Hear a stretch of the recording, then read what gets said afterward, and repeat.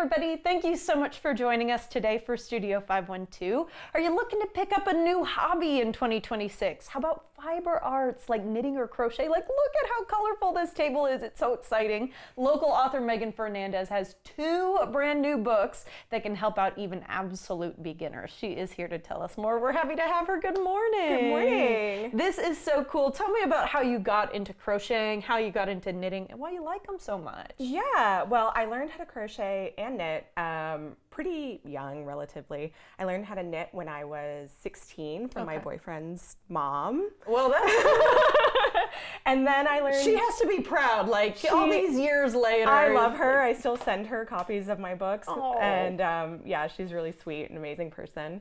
And I learned how to crochet in India from my grandmother's neighbor. And yeah, May I compliment you on picking up skills from, you know what I mean, from people who have them to offer? Because not always do people like pick up resources like that. Yeah, well, I mean, they're both really special to me, these people who taught me these crafts, and now I get to be that person for other people, which is really special. Yeah, and now you have the ability to reach so many with these 2 new books. And guys, they just dropped. We're talking December and January, so these are very brand new things. I do want to ask about, you know, why crocheting, knitting, the fiber arts, why this is an art form you really like. Well, I love color, as you can see, and it's a really great way to play with color in lots of different ways, and it feels kind of therapeutic to me. Just in the winter or just anytime, it really speaks to something in me. Being able to choose colors, being able to choose what colors I'm going to wear, things that I might not be able to find in a store, or if I'm just looking for, you know, something that's going to make me happy to wear.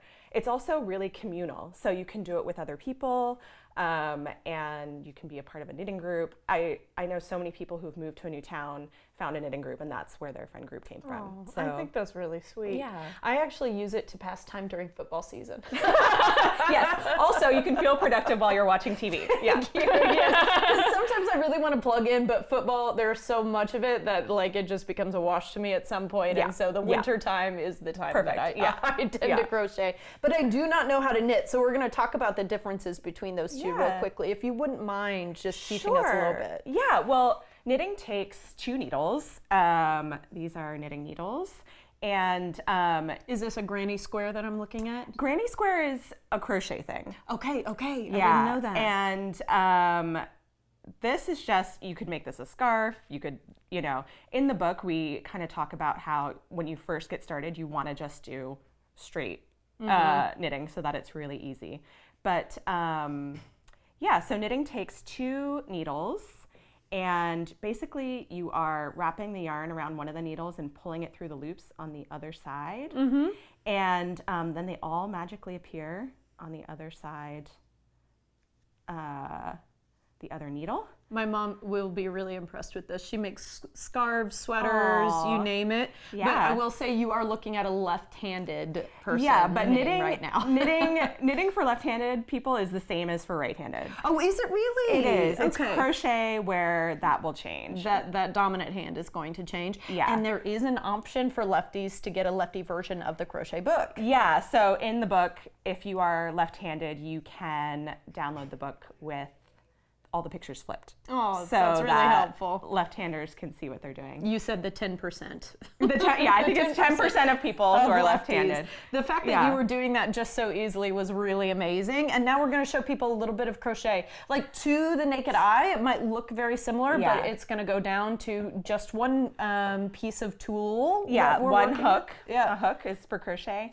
And the fabric is a little bit different, and sometimes they can look the same, but sometimes they can look different.